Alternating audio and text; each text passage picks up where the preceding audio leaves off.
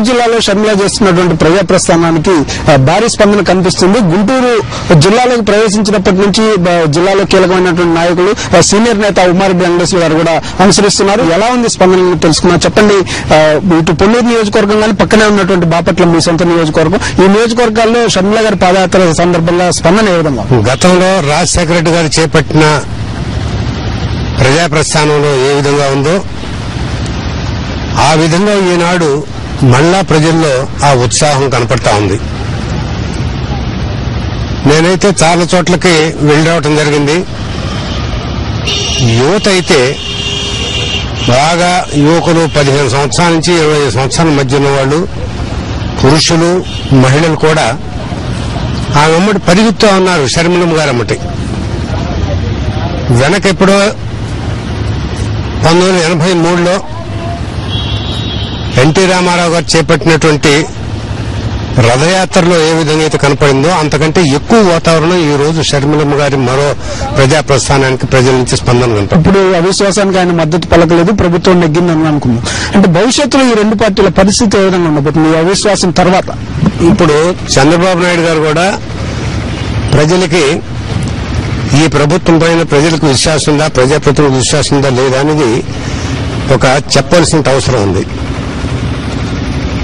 ఒక పార్టీ అవిశ్వాస తీర్మానంలో కానీ విశ్వాస తీర్మానంలో కానీ నెగ్గాలంటే సగం మంది అంటే ఉన్నటువంటి 293 మందే ఉన్నారు ఇవాళ ఏది ఓటు అర్హత కలిగిన వాళ్ళు 147 కావాలి. మామూలుగా మ్యాజిక్ ఫిగర్ 148.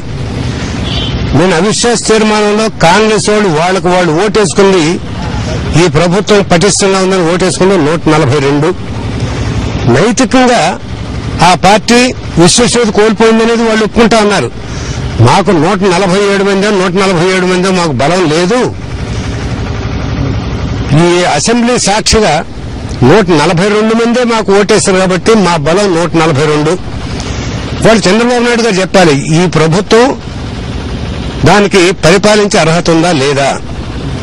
అర్హత లేకపోతే మీరు ఎందుకు మద్దతు ఇచ్చారు, దీనిలో ఓటింగ్ లో ఎందుకు పాల్గొనలేదు, రేపు భవిష్యత్తు మీ ఇద్దరి మధ్య ఉన్న అండర్స్టాండింగ్ ఏంటి. పొద్దున్న లేస్తే ఆ పార్టీ కుమ్మక్కైంది ఈ పార్టీ కుమ్మక్కైంది అనేది ఈనాడు ఉపన్యాసాల ద్వారా చెప్పటం కానీ ఇవాళ అసెంబ్లీ వేదికగా తెలుగుదేశం పార్టీ నిరూపించింది. తెలుగుదేశం పార్టీ కాంగ్రెస్ ఒక అవగాహనకు వచ్చినాయి.